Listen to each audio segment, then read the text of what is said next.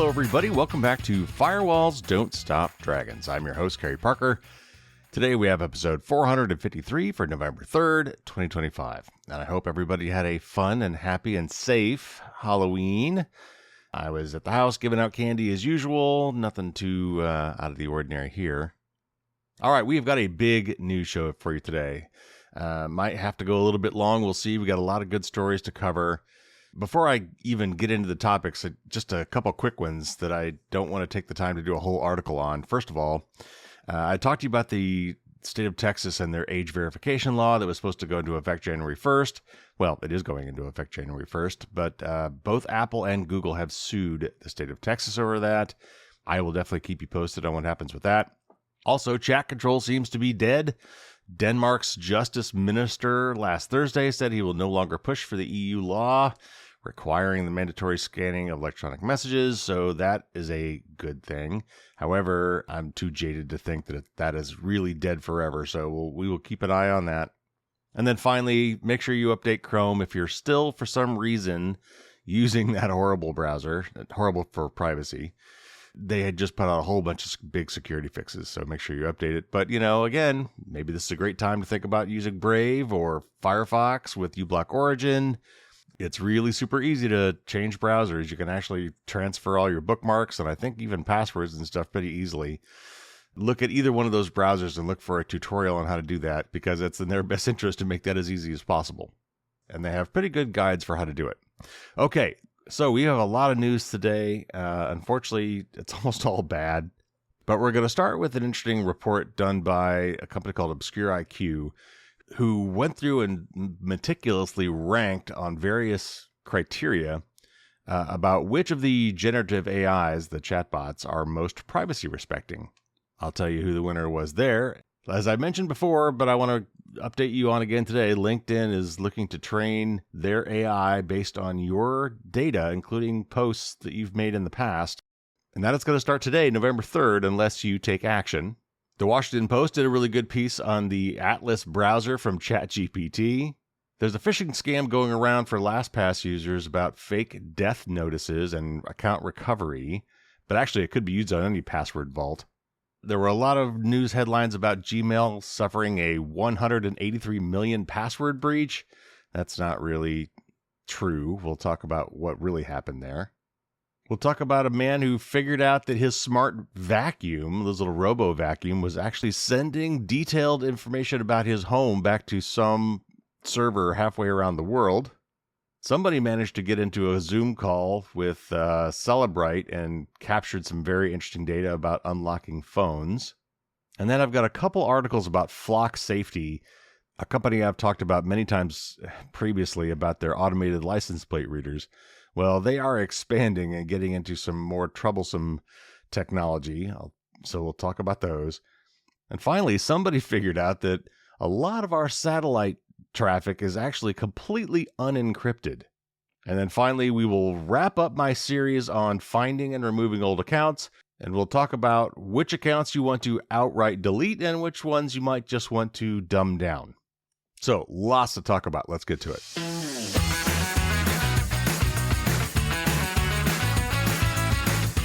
All right, first up, this is an article I ran across that I thought was really interesting. Again, it dovetails nicely with the interview we did last week with Eamon McGuire from Proton's Lumo project. And they went through and did a pretty exhaustive study of the most popular large language models like ChatGPT or Proton's Lumo. And they wanted to know which ones were the safest to use, and in particular, which ones are the most privacy respecting. So let me read what they came up with here. Artificial intelligence is now a part of daily life, drafting documents, summarizing emails, writing code, shaping decisions across every industry. But the more we use these systems, the more people ask the same questions. Are large language models safe to use? Does generative AI use my questions and answers to train their models? Can ChatGPT see my private data? Does it know who I am? Do AI companies keep a record of my conversations? How do chatbots know about the things I've asked them in the past? And which AI tool protects privacy best? These aren't just technical questions, they're trust questions. Every prompt you enter reveals fragments of identity, context, or strategy. If that data is stored, reused, or linked to an account, it can become part of the model's long memory and part of someone else's data set. At Obscure IQ, we assess AI safety through a privacy lens. Our analysis focuses on two core dimensions: where your data travels and whether the system is built to forget. This report ranks today's leading generative AI platforms, from local open source models to mainstream consumer bots, by how well they protect user data, limit retention, and minimize third-party exposure. It's not about who answers best, it's about who remembers least. Privacy posture was determined using 6 equally weighted criteria. And it says equally weighted, but in parentheses next to each one of these things is a percentage, which kind of leads you to believe it's not equally weighted, but I'll read everything they say here and then you can decide for yourself. Prompt retention, 25%, how long data persists after use. Training opt-out, 20%, whether user data is used to train models by default. Jurisdiction, 15%, which legal framework governs the data. Transparency, 15%, availability and clarity of privacy documentation. User control, 15%, ability to disable retention, delete data, or operate anonymously. And finally, default behavior, 10%, whether privacy requires configuration or exists by design. Our scoring emphasizes not just policy transparency, but data handling reality, whether the architecture or business model itself is built to forget. Legal jurisdiction is treated as one input among technical and behavioral safeguards. Key points to understand. First, local beats cloud. Containment equals control. 2, subscription beats advertising. Revenue model defines privacy model. 3, defaults matter. Opt-out is not the same as protection. 4, voice AI is not the same as private AI. Server processing still applies. And finally, 5, social integrations erase anonymity. Okay, so they actually go through and give a pretty detailed response for each of, there must have been maybe 10 different solutions that they evaluated. There's also a very nice table that's kind of hard to describe. So I'm going to go through like some of the key points that I think you'll find interesting. And obviously, if you want to read everything, please do. Check out the show notes for a link to the article. So they ranked everything out of a possible ranking of 0 to 5, or maybe 1 to 5. And the only option that got 5 out of 5 were local-only models, which is something I said last week. These are LLMs you can actually download and run on your computer. Now, that does take some processing power, and it does take a lot of space. But if you have a semi-modern computer, you can run these things locally. And when they're run locally, there should be no communicating with any external cloud anything. All the processing happens on your computer, and all your data should stay right there. So again, I'm going to suggest maybe you check out LM Studio.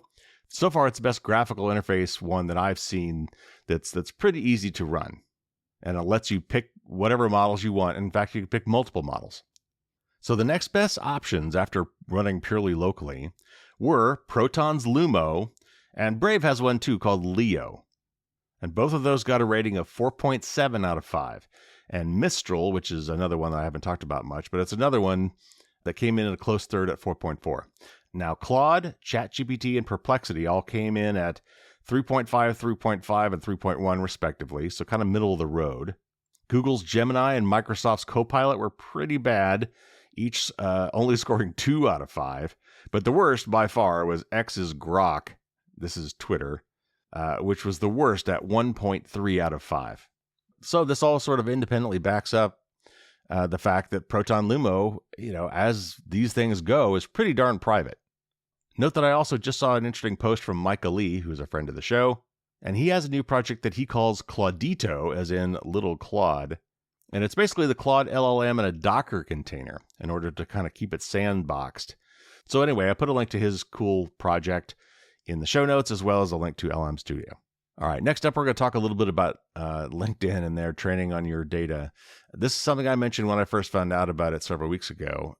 And today is the day. November 3rd is the day they are going to start doing this. And I don't know if that means that if you haven't changed it by now, it's already too late. But this is a good example of why you might want to follow me on social media. I did post about this last week, so you would have known this was coming before today. But anyway, it's still important, and I still want you to know about it. Patron posted about this on their blog. So let me just read what they had to say here. On November 3rd, LinkedIn will begin sharing your data with Microsoft and its affiliates for AI training. You're opted in by default, but there's still time to do something about it. And again, I'm not sure if you do it today, if it counts or not. But anyway, you should still do it. This new LinkedIn AI policy seems to fit into Microsoft's broader strategy of feeding more data into its AI ecosystem. Just weeks earlier, the company announced that Word documents would start saving to OneDrive by default, with Excel and PowerPoint soon to follow. This move has raised concern about how shifting personal or professional files into Microsoft's cloud could intersect with AI training, especially when considering Microsoft's multi-billion-dollar investment in OpenAI, the maker of ChatGPT. On September 18th, LinkedIn announced that starting November 3rd, data from users in the EU, EEA, and Switzerland will be shared with Microsoft and its affiliates for AI training. And EEA is the European Economic Area, by the way. And even though it doesn't mention the U.S. in this article, that date is the same for the U.S. Back to the article, it says, you can still opt out after that date, but it will not affect past data. Information shared on LinkedIn until that point is fair game. This announcement comes after a California lawsuit accused LinkedIn of secretly sharing private messages with third parties to train AI models. The company denied the claims and updated its privacy documentation soon after, specifying that UK, EEA, and Swiss users were excluded from these changes, but now the platform is extending the same AI training policies to those very regions. Here's what type of LinkedIn data may be used for AI pipelines. 1. Profile data, including name, photo, current position, past work experience, education, location, skills, publications, patents, endorsements, and recommendations. 2. Job-related data, such as resumes, responses to screening questions, and application details. 3. Member content, such as posts, articles, poll responses, contributions, and comments. 4. Groups data, including activity and messages. And 5. Feedback, including ratings and responses you provide. After opting out, LinkedIn may still use your feedback and associate it with you. The following content is explicitly excluded: private messages, login credentials, payment methods, credit card details, and member-provided salary or application data that can be tied to a specific individual. If LinkedIn has reason to believe that you're under 18, for example, if you're in secondary school or its local equivalent, your data won't be used to train content-generating AI models, even if your setting is on. LinkedIn clarifies that all of this information may be used by its generative AI models, systems that generate content such as suggested posts or auto-drafted messages. Though it provides an opt-out setting, it applies only to content-generating AI. To stop LinkedIn from using your feedback for non-content AI models, like personalization, security, trust, or anti-abuse, the only option is to submit a data processing objection form. Now, at this point in the article, they give you instructions. I'm going to give you highlights here, but you should read the article to get more details, including pictures. First of all, to turn off this setting, go to Settings and Privacy, Data for Generative AI Improvement, and turn that off. And then also, again, they have instructions for filling out this objection form, which is something I had not heard of until now. So I went ahead and did that for myself. Okay, LinkedIn isn't the first platform to expand its AI training datasets by opting users in by default. Facebook, for example, has been using public posts, and Google recently cut a deal with Reddit. But as a recruitment platform that stores resumes, job applications, and professional interactions, LinkedIn's move raises concerns about how your digital career identity fuels AI pipelines. And of course, this is the obligatory finish here from a Proton blog article. It says, at Proton, we believe your professional history and career data should remain yours alone. That's why we build tools with end-to-end encryption, so we can't access your private information no matter what. And we will never use it to train AI models. Our business is protecting your data, not repurposing it. So this is really scummy, but this is something that everybody's doing. And it's because we don't have any privacy regulations. So anyway, if you are a LinkedIn user or have ever been a LinkedIn user, you should definitely log in and change this ASAP, today if possible. All right, next up, the Washington Post had an interesting article about the ChatGPT Atlas browser, something I believe I mentioned last week, and basically said I would not touch it with a 10-foot pole. And they agree. Let me read this article. It's a little bit long, but there's a lot of interesting stuff in here. The maker of the world's most popular chatbot, ChatGPT, launched a web browser this week that promises to make surfing the internet smarter. In exchange, ChatGPT Atlas wants permission to watch and remember everything you do online. The browser from OpenAI out-surveils even Google Chrome, and that's saying something. It doesn't just log which websites you visit, it also stores memories of what you look at and do on those sites. It can even grab control of your mouse and browse for you. It's too early to evaluate whether Atlas's new artificial intelligence capabilities are useful enough to make it worth all the data gathering. Spoiler, no way in hell. But the implications for privacy are vast, and the controls for managing what Atlas remembers are confusing at best. There's a lot at stake in which browser you use. It's your daily portal to the internet, a spigot of lucrative information that companies can use to target you with ads, steer you towards certain sites, and train AI on your behaviors and interests. OpenAI isn't alone in trying to reinvent browsers with AI. Search engine Perplexity makes a browser called Comet, and Google has in recent months added its Gemini bot to Chrome, and says it will soon also add agent capabilities that let AI do tasks for you. So what does Atlas actually do? It replaces Google with ChatGPT as the main source to find websites and information. An Ask ChatGPT button in the upper right lets you chat with the bot about pages you're viewing.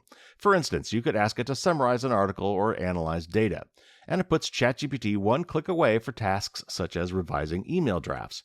And this is a quote from Adam Fry, who's OpenAI's Atlas product lead, who says, quote, "The goal was to make it easier for ChatGPT to work alongside you as you browse the web," unquote. But reviewing Atlas's privacy practices and controls revealed something darker. Behind the scenes, it is working to learn much more about you. If you grant permission during setup, the browser builds a trove of memories about sites you visit and surfaces them, quote-unquote, when you need them. You could tell Atlas, "Open the Halloween decorations I was looking at last week in some tabs," and it could do it. Atlas remembers not just website addresses, but facts and insights from the sites themselves based on summaries of the content OpenAI makes on its own servers.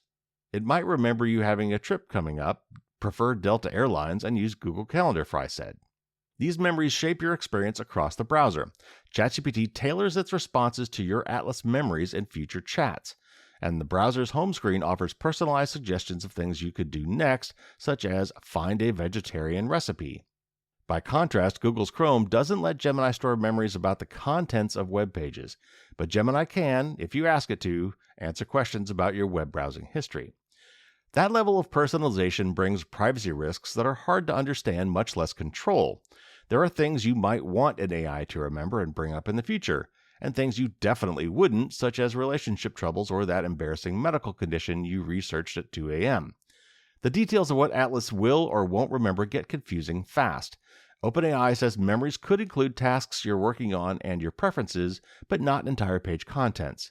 Atlas isn't supposed to remember government IDs, bank account numbers, addresses, passwords, medical records, and financial information. It also isn't supposed to attempt to remember the content of adult websites. However, a test found that Atlas kept memories about registering for, quote, sexual and reproductive health services via Planned Parenthood Direct, unquote, according to Lena Cohen, a staff technologist at the Electronic Frontier Foundation. It also kept a memory about the name of a real doctor. And this is a quote from Lena, who says, quote, "The extensive data collection in the Atlas browser could be a privacy nightmare for users," unquote. OpenAI said it improved its systems after I reported this to the company, and I being the author of this article. You could control Atlas's memories, but it takes effort. In the address bar, you could tell Atlas not to remember certain websites. Clearing your browser history is supposed to clear memories from that period. In settings, Atlas shows a list of memories which you can delete individually or all at once. But this memory file is separate from the one ChatGPT already keeps about you. Atlas offers a quote-unquote incognito mode that doesn't add to your history or memories. But like Chrome's misleadingly named mode, it doesn't actually hide you from other websites or even from ChatGPT itself. Companies love to claim that they give users control over data collection, but offering scattered privacy settings isn't the same as meaningful control. A 747 aircraft has lots of controls too, but that doesn't mean just anyone can fly it. Another quote from OpenAI's Fry, who says, quote, "We are using memory specifically to enhance the product features of Atlas, not for anything else. The way we use data here is pretty different from social media companies that build interest profiles," unquote. OpenAI also doesn't have an advertising business, he said. Yet. Online surveillance can have serious consequences. Will governments be able to ask OpenAI to hand over people's browsing data and memories? What if they're researching activities that are illegal in certain states, such as abortion? After I initially published this story, OpenAI told me it would only disclose user data through quote-unquote valid legal processes or in an emergency situation. It also said browser memories are held on its servers for 30 days and then deleted.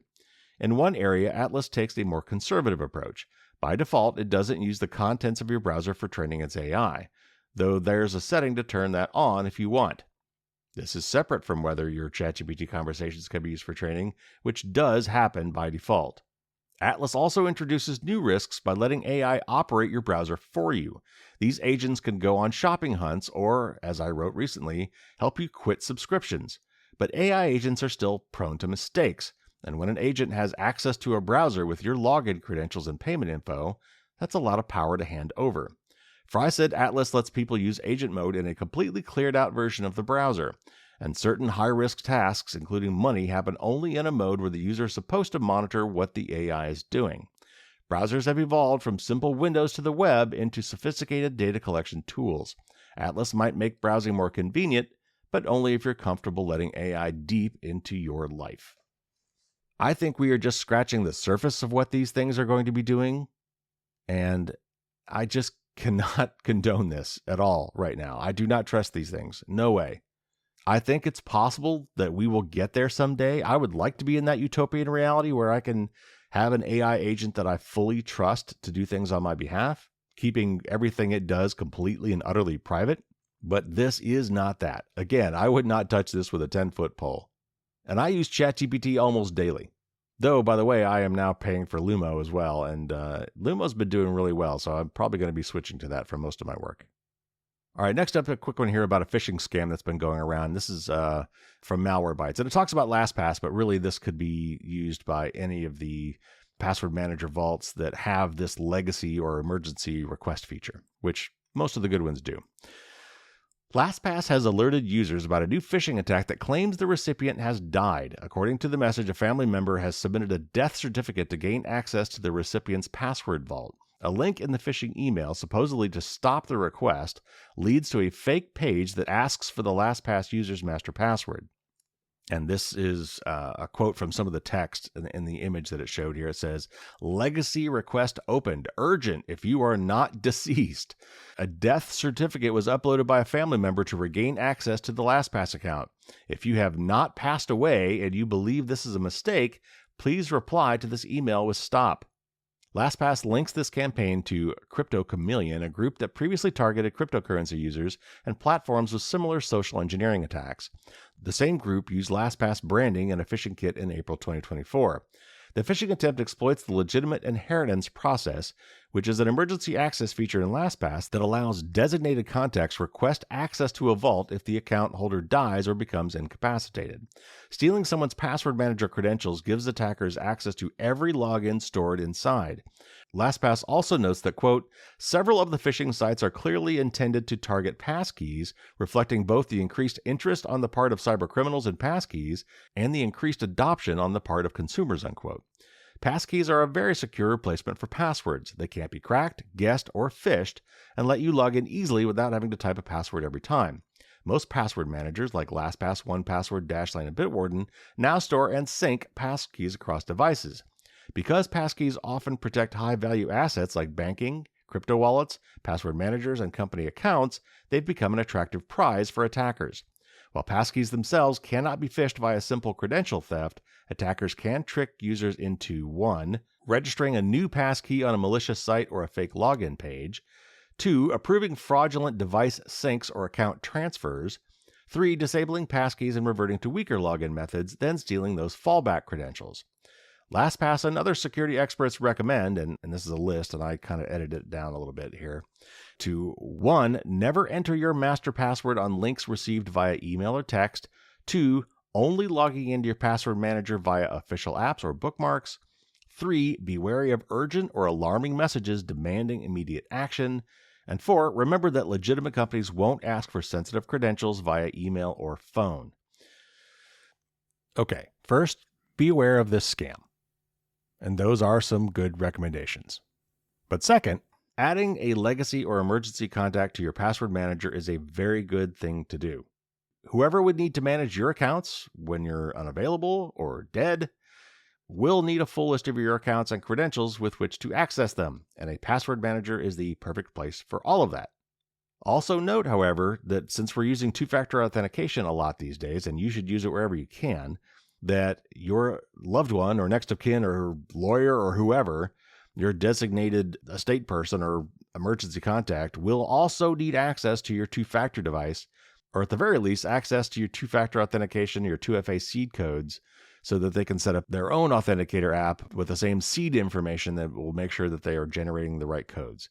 So I have a whole blog topic on this. I'll put a link in the show notes. All right, next up, another short article here to tamp down some hype around a supposed Gmail hack. And this is from TechRadar. Google has issued a statement following multiple claims that Gmail had suffered a security breach impacting millions of users. In a post on X, formerly Twitter, the company denied the claims and declared Gmail's defenses are strong and users remain protected. They also said, quote, "The inaccurate reports are stemming from a misunderstanding of InfoStealer databases, which routinely compile various credential theft activity occurring across the web. It's not reflective of a new attack aimed at any one person, tool, or platform," unquote. The post followed multiple news outlets reporting the huge 183 million figure impacted in the incident after Gmail users appeared on a breach notification website, Have I Been Pwned? However, the breach was not verified, and the information appears to be a compilation of previous breaches, likely obtained through info-stealing malware, phishing, and credential stuffing attacks. Troy Hunt, creator of Have I Been Pwned, confirmed 91% of the 183 million credentials had previously been seen, which suggests that this quote-unquote breach contains very little new information and is therefore unlikely to be tied to any specific incident. That said, Hunt did acknowledge that there were also 16.4 million previously unseen credentials, those which had never been released in any data breaches, possibly leaving a significant number of users exposed. The advice is always the same. If you think you may have been impacted, or even if you just want to be cautious, then keep a close eye on your accounts for any suspicious activity, specifically your bank statements. It may not seem like a big deal that a cybercriminal knows your email address, name, or date of birth, but this information can be used to take out loans or credit cards in your name. So make sure you use identity theft protection software if you think you've been affected. Okay, I don't know about that last part, but you should absolutely freeze your credit. I say this over and over again, but there is just no reason not to do so. It's free, it's easy, and it's really the best way to prevent identity theft. Now, that said, you might want to still go to the Have I Been Pwned website, enter your email address in there, or email addresses if you have more than one, and just see if they've been associated with any recent breaches. If so, the best practice would be just to go and change your password on those sites, and if you haven't already, set up two-factor authentication. All right, this next one's really interesting to me. Take it with a grain of salt. I have not dug into it too deeply yet. The person who this article is writing about has a whole blog on this. And actually, I think I might dig into this for our Merlin's Musings this week for my top patrons. So I will dig into this. But for now, this is still an interesting story. And just understand that even if this particular thing is not exactly what it seems, this is definitely possible and something that we need to be thinking about in our threat models as we buy IoT type devices. Okay, this is from futurism.com. Forget your phone spying on you. Maybe it's your vacuum you should really be worried about. In a post on his blog Small World, the computer programmer and electronics enthusiast Harishankar Narayaran detailed a startling find he made about his $300 smart vacuum. It was transmitting intimate data about his home. Narayanan had been letting his iLife A11 smart vacuum, a popular gadget that's gained mainstream media coverage, do its thing for about a year before he became curious about its inner workings. And this is a quote from him. He says, quote, "I'm a bit paranoid, the good kind of paranoid, so I decided to monitor its network traffic as I would with any so-called smart device," unquote. Within minutes, he discovered a steady stream of data being sent to servers halfway across the world. And another quote, "My robot vacuum was constantly communicating with its manufacturer, transmitting logs and telemetry that I had never consented to share. That's when I made my first mistake. I decided to stop it," unquote. The engineer says he stopped the device from broadcasting data, though kept the other network traffic, like firmware updates, running like usual. The vacuum kept cleaning for a few days after, until one early morning when it refused to boot up. And then another quote from him, he says, quote, "I sent it for repair. The service center assured me it works perfectly here, sir. They sent it back, and miraculously it worked for a few days. Then it died once more," unquote. Narayanan would repeat this process several times until eventually the service center refused any more work, saying the device was no longer in warranty. And another quote, "Just like that, my $300 smart vacuum transformed into a mere paperweight," unquote. Seemingly more curious than ever, Narayanan now had no reason not to tear the thing apart looking for answers, which is exactly what he did. After reverse engineering the vacuum, a painstaking process which included reprinting the device's circuit boards and testing its sensors, he found something horrifying. Android Debug Bridge, a program for installing and debugging apps on devices, was wide open to the world. Quoting again, "In seconds I had full root access. No hacks, no exploits, just plug and play," unquote. Through a process of trial and error, he was eventually able to connect to the vacuum system from his computer. That's when he discovered a bigger surprise. The device was running Google Cartographer, an open-source program designed to create a 3D map of his home, data which the gadget was transmitting back to its parent company. In addition, Narayanan said he uncovered a suspicious line of code broadcasted from the company to the vacuum, time-stamped to the exact moment it stopped working. Quote, "Someone or something had remotely issued a kill command. I reversed the script change and rebooted the device. It came back to life instantly. They hadn't merely incorporated a remote control feature, they had used it to permanently disable my device," unquote. In short, he said the company that made the device had, quote, "the power to remotely disable devices and used it against me for blocking their data collection. Whether it was intentional punishment or automated enforcement of compliance, the result was the same. A consumer device had turned on its owner," unquote.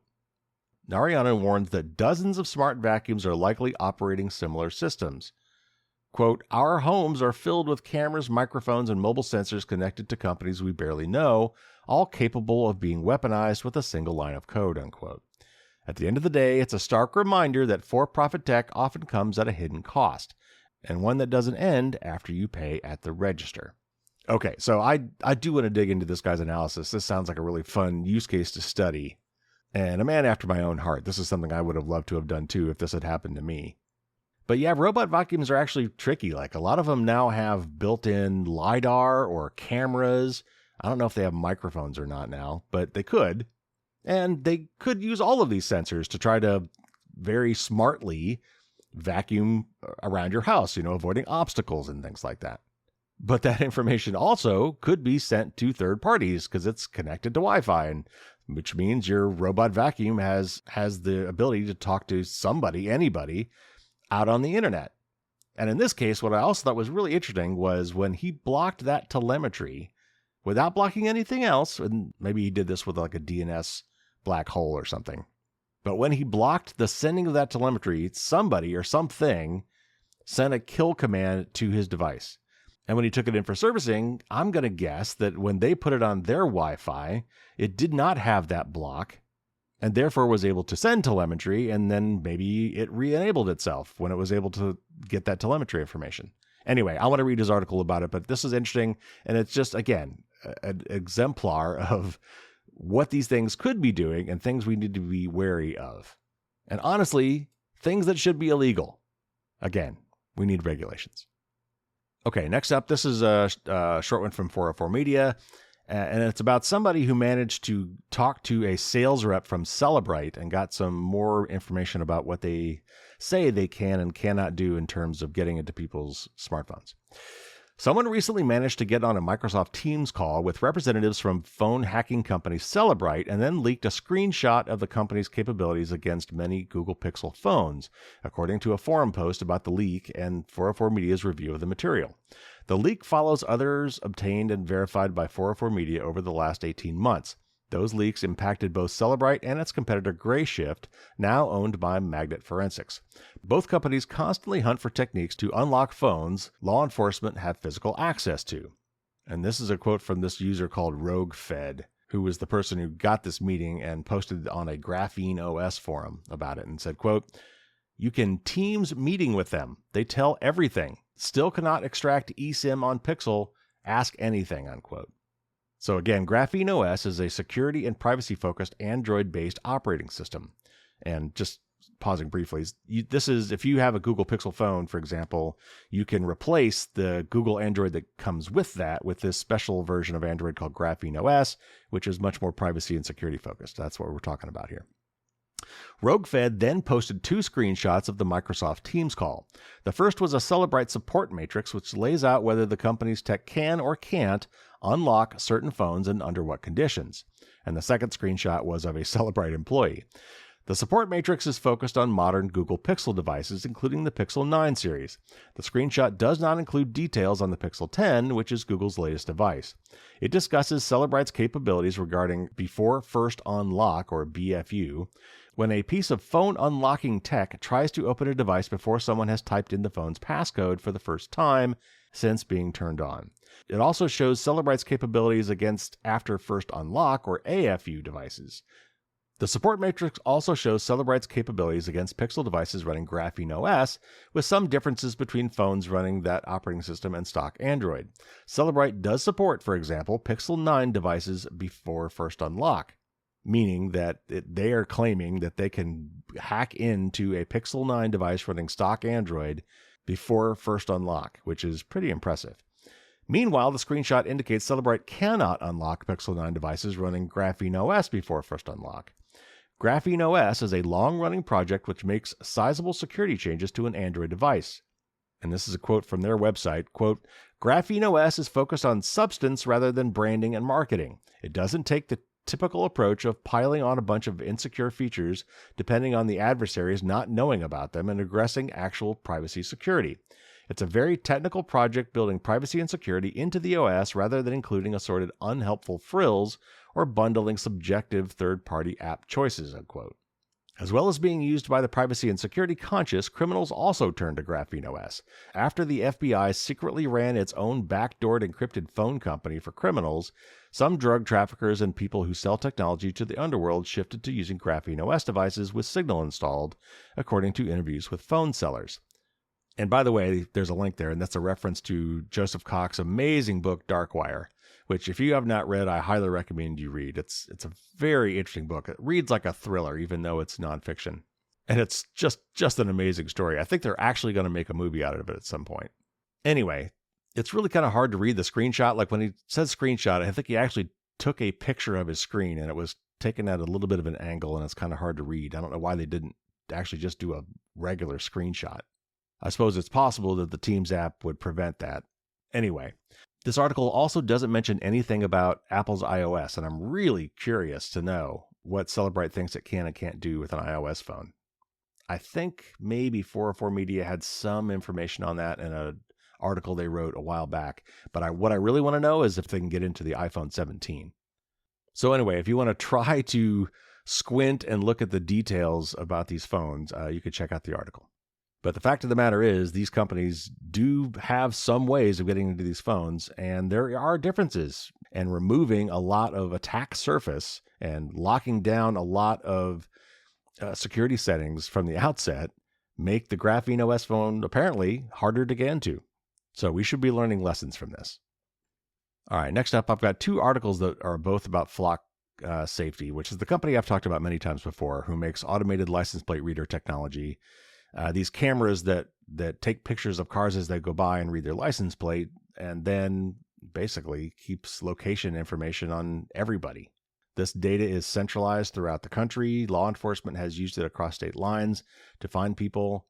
It's a really invasive technology, and a lot of communities are fighting back on this, and I'll return to that point in a minute. So I'm going to kind of go through both of these articles, and we'll talk about them. The first one's from Ars Technica. Law enforcement agencies will soon have easier access to footage captured by Amazon's Ring smart cameras. In a partnership announced this week, Amazon will allow approximately 5,000 law enforcement agencies to request access to Ring camera footage via surveillance platforms from Flock Safety. Ring's cooperation with law enforcement and the reported use of Flock technologies by federal agencies, including U.S. Immigration and Customs Enforcement, or ICE, has resurfaced privacy concerns that have followed the devices for years. According to Flock's announcement, its Ring partnership allows law enforcement members to use Flock software, quote, to send a direct post in the Ring Neighbors app with details about the investigation and request voluntary assistance, unquote. Requests must include, quote, specific location and time frame of the incident, a unique investigation code, and details about what is being investigated, unquote, and users can look at the requests anonymously, Flock said. And the announcement also said, quote, any footage a Ring customer chooses to submit will be securely packaged by Flock and shared directly with the requesting local public safety agency through the Flock OS or Flock Nova platform, unquote. Flock said its local law enforcement users will gain access to Ring community requests in the coming months. Outside its software platforms, Flock is known for license plate recognition cameras. Flock customers can also search footage from Flock cameras using descriptors to find people, such as a man in blue shirt and cowboy hat. Besides law enforcement agencies, Flock says 6,000 communities and 1,000 businesses use their products. For years, privacy advocates have warned against companies like Flock. Last week, U.S. Senator Ron Wyden, Democrat from Oregon, sent a letter to Flock CEO Garrett Langley saying that ICE's Homeland Security investigations, the Secret Service, and the U.S.'s Navy Criminal Investigative Service have had access to footage from Flock's license plate cameras. And Wyden says, quote, I now believe that abuses of your products are not only likely, but inevitable, and that Flock is unable and uninterested in preventing them, unquote. In August, Jay Stanley, senior policy analyst for the ACLU Speech, Privacy, and Technology Project, wrote that, quote, Flock is building a dangerous nationwide mass surveillance infrastructure, unquote. Stanley pointed to ICE using Flock's network of cameras, as well as Flock's efforts to build a people lookup tool with data brokers. Matthew Garigula, a senior policy analyst at the Electronic Frontier Foundation, and somebody I've interviewed before, told ours via email that Flock is a mass surveillance tool that has increasingly been used to spy on both immigrants and people exercising their First Amendment protected rights. Flock has earned this reputation among privacy advocates through its own cameras, not Rings. An Amazon spokesman told Ars Technica that only local public safety agencies will be able to make community requests via Flock software, and that requests will also show the name of the agency making the request. Amazon and Flock say their collaboration will only involve voluntary customers and local law enforcement agencies. But there's still reason to be concerned about the implications of people sending doorbell and personal camera footage to law enforcement via platforms that are reportedly widely used by federal agencies for deportation purposes. Combined with the privacy issues that Ring already faced for years, it's not hard to see why some feel that it's unacceptable that Amazon is scaling up Ring's association with any type of law enforcement. And it appears that Amazon and Flock would both like Ring customers to opt in when possible. And a final quote here from Langley, quote, it will be turned on for free for every customer, and I think all of them will use it, unquote. So real quick before I go to the next article, I will just make a point and say, I wonder how well you can read license plates of cars as they drive by your house, like, say, from a Ring video doorbell. Okay, next article, and then we'll talk about it. All right, here's the next article, and it's from TechCrunch, and it's short, and it's about Flock buying a drone company. Last week, police surveillance startup Flock Safety announced it had bought drone startup Aerodome. The acquisition price was over $300 million, according to sources in the venture world. The number has not been previously reported. Both Flock Safety and Aerodome are backed by Andreessen Horowitz and have raised over $680 million and $28 million, respectively, according to PitchBook. Rahul Sidhu, a former police officer, founded Aerodome just 17 months ago. Sidhu also said the deal was one of the largest tech acquisitions in public safety history. And, quote, our acquisition isn't the end of Aerodome, but the beginning of a golden era in public safety tech advancement, unquote. Aerodome created technology that powers drones as first responders. Right now, many police drone programs require a human to pilot the drone, but drone companies like Skydio, Brink Drones, and Aerodome are all trying to perfect an autonomous service. For example, when the police receive a 911 call, a drone could take off on its own and scope out the scene, informing police if the area is safe to enter. Flock Safety has also zeroed in on law enforcement as a customer, building out cameras that can identify license plates and sensors that detect gunshots. The acquisition accelerates Flock Safety's aggressive expansion into police drones. Flock Safety announced it will be releasing its own drones over the next year, and according to Cities Post, will be hiring an additional 100 engineers for the company's aviation team. Okay, so Flock Safety is out of control. These guys are building, as this article suggests, a massive nationwide surveillance technology company. They already have thousands of automated license plate reader cameras deployed in major cities across the United States.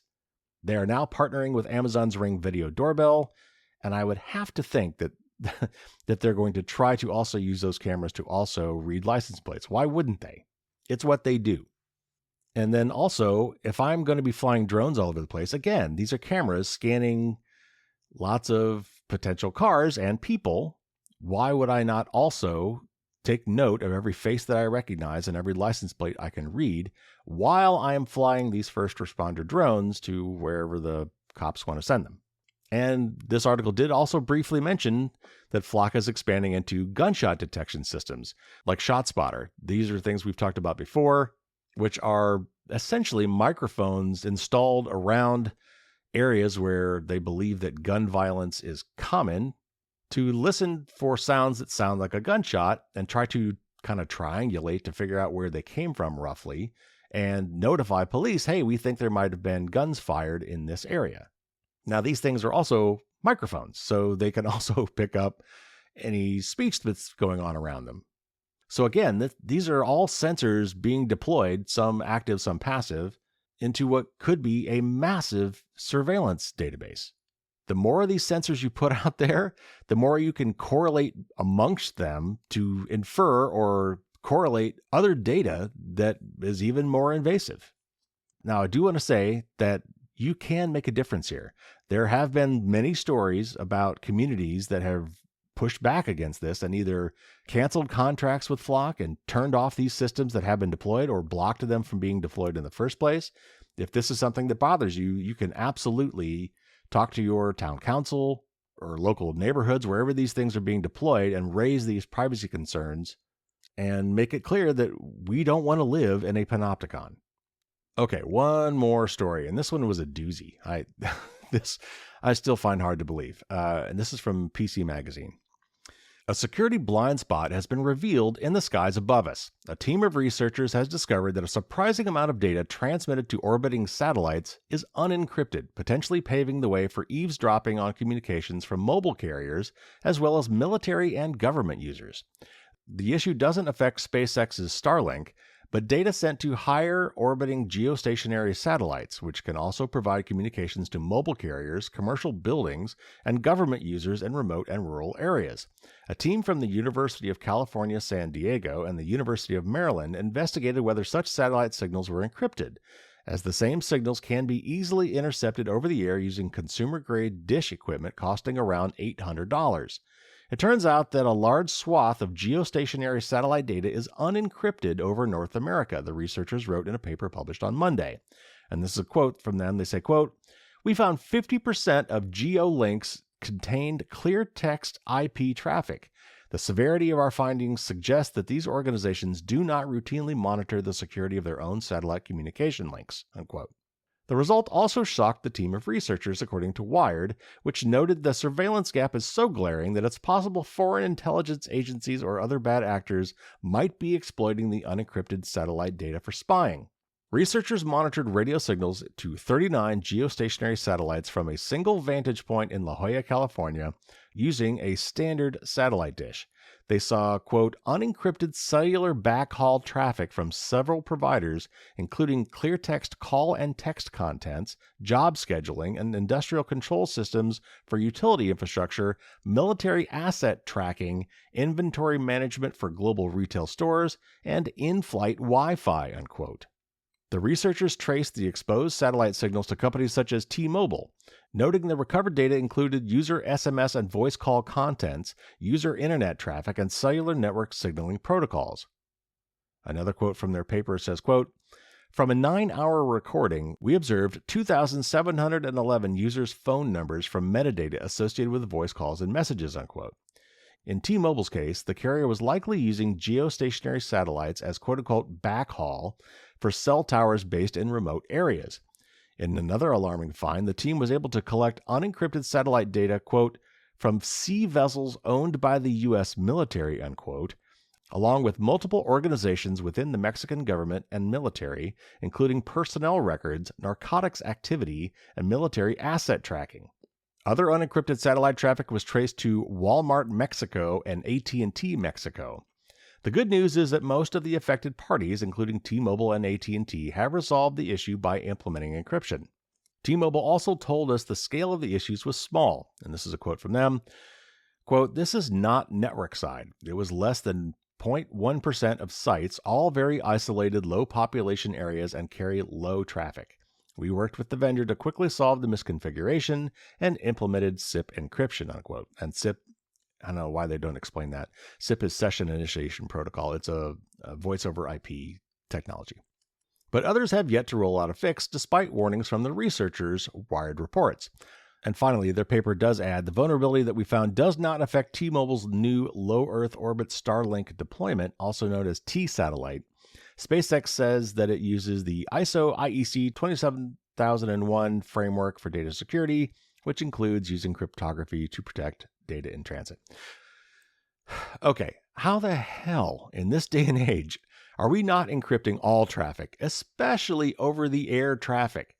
Even when these satellites were probably deployed a long time ago, that was credible technology. Now, of course, it does take some processing power, and maybe when these satellites were first put up there, they didn't have the juice to do this, but oh my goodness, that's still horrible. And I can't believe it took us this long to figure this out.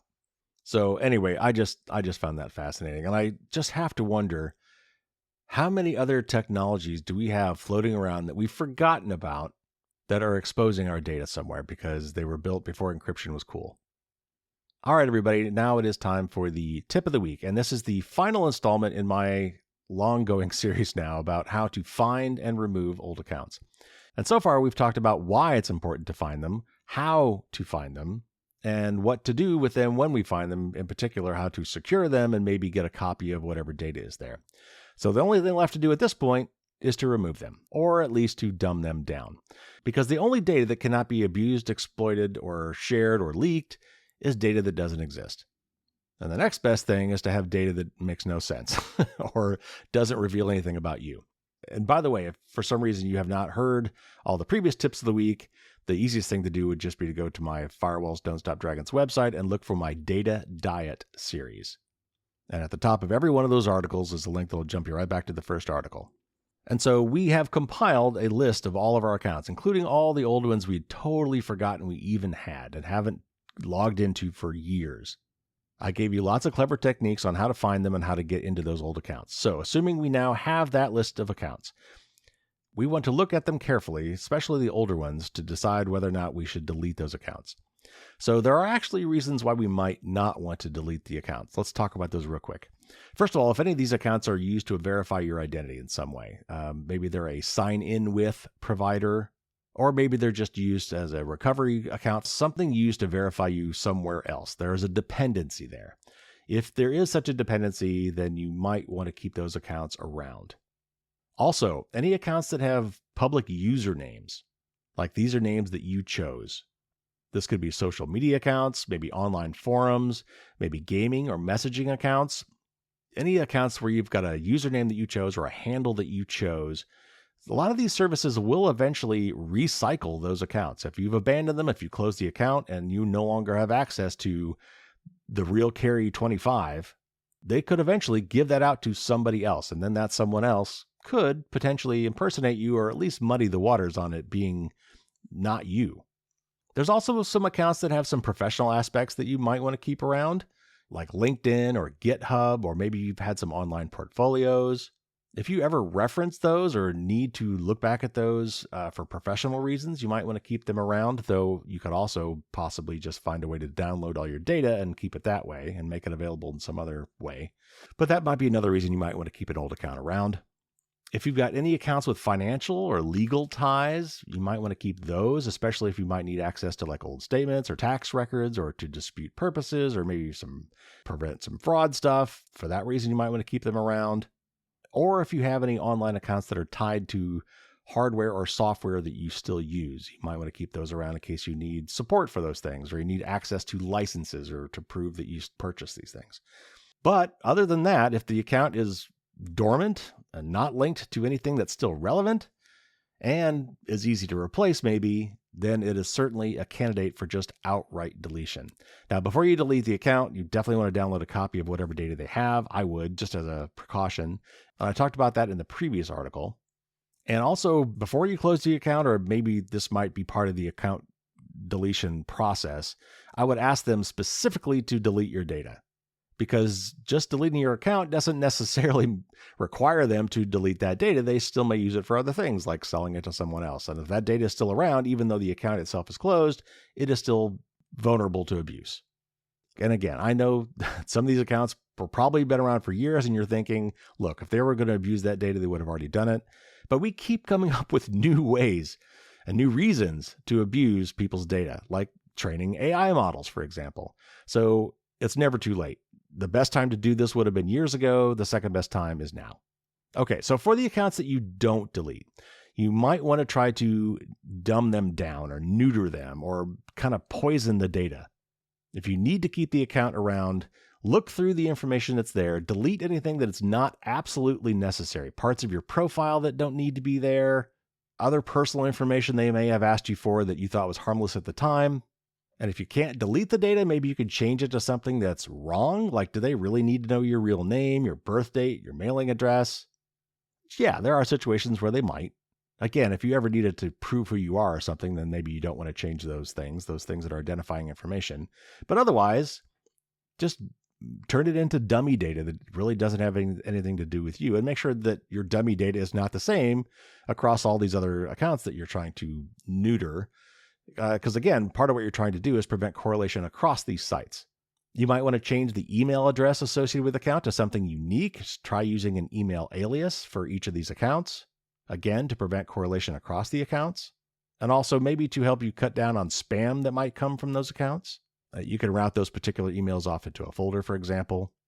If the accounts have any connections to other accounts, you might try to sever those connections. For example, if you use them with the sign in with from Google or Facebook or Twitter or whatever, you could try to break that connection and actually set up a dedicated username and password for each of those accounts.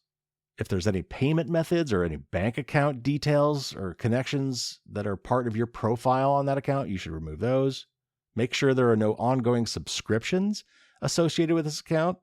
And then finally, for social media and online forums, you might want to try to bulk delete your old posts or old uploads.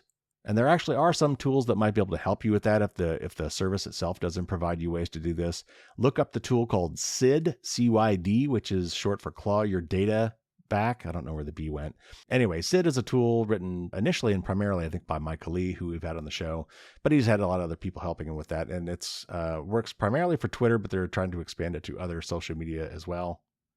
So those are the things that I would do if you're going to keep an account around. You can still try to minimize the data footprint and the ability for that data to be abused and correlated with your other accounts. One more thing I'll note is that on those accounts that you keep but are not going to be around anymore, particularly social accounts, you might find a way to leave a message to people searching for you there that you're no longer using this account. You might not want to tell them where you're going. That's up to you. If you do, I wouldn't put an email address. Even trying to be clever like email, and then literally the words at, like AT, my domain dot spelled out .com. People try to come up with these clever ways to prevent, web scrapers from finding your email address. Most of them are pretty smart and figure a lot of that stuff out. But, maybe you could put some sort of a note in there that only somebody who knows you would understand to figure out where to find you next. Or you could just say, I'm not on Facebook anymore. Find me on Blue Sky or whatever. Okay, so this is it. This was the end of a really long series. I hope you enjoyed it. It turned out to be longer than I thought it was going to be. I thought I was going to do this in just 3 segments. I think I ended up taking 5. But I just kept coming up with more ideas. So I like being thorough. I like being exhaustive. And so there's a lot of really good info in these 5 articles I wrote. Check them out online. There's more information there that I probably covered in my tips of the week. Again, just go to Firewalls Don't Stop Dragons and search on Data Diet. That was the name of the series there. There's a lot of work to be done here. You might have a lot of old accounts. Just pace yourself. Again, as we love to say, it's not a sprint, it's a marathon. Do them in chunks. Take good notes when you do it so you can pick right back up when you come back to it later. If you did ask for data to be deleted or accounts to be deleted, you might want to check back and make sure that they actually followed through on those things. And for any accounts that you really don't use much anymore but felt you needed to keep around, check in on them once or twice a year just to make sure that they're still okay and haven't been compromised. And finally, as you inevitably create more accounts in the future, keep all these things in mind, like knowing ahead of time that I might want to delete this account or I might not want this account to be correlated with some other accounts. Keep that in mind as you create new accounts. It'll make it easier in the long run. All right, that's your news and your tip of the week.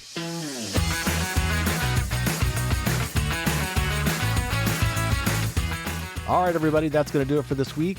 As I said, I think in my Merlin's musings this week for my top patrons, I'm going to dig into that whole robot vacuum telemetry information thing, because I think that's fascinating. I want to read that guy's article in more detail, and I'll kind of walk through what he found there. I think that's really interesting.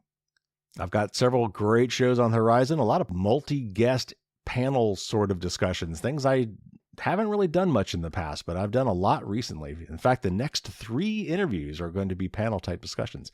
I've gotten the biggest panel that I've ever done. I had 4 guests from the Cyber Resilience Corps, which is related to Undisruptible 27 and DEF CON Franklin. And they're all about helping to secure our critical infrastructure, which is something I think is super important. And I want to make sure I kind of keep front in our minds. So that will be coming up next week. And then later this week, I'm going to be recording a panel discussion with Yael Grauer and Stacey Higginbotham and Jeff Landale from Consumer Reports. And they are going to help me this year with my annual Best and Worst Gift Guide episode. That is going to be a lot of fun. We've been talking about it quite a bit and how we're going to do this. It's going to be a gas. So I'm going to be recording that this week, and it will be coming out before the holiday shopping season gets underway. And then we'll wrap up the year by talking to 2 of the hackers from the hacker zine Frack. Frack magazine is celebrating its 40th anniversary this year, and we got to talk about the old days in the BBS scene and hackers in general. It was a great talk. That will be coming probably in December. And that'll pretty much wrap up the year with all the new stuff. We'll have the usual best of episodes in December. I'm probably going to do another new patron promotion in December, so stay tuned for more information about that. There are a lot of really cool perks to being a patron, and every once in a while, I do a promotion where I give away some challenge coins and things like that. So stay tuned for that. That will be coming probably in December. All right, that's going to do it this week. Take care, everybody. Stay safe out there. And until next week, as always, don't get caught with your drawbridge down.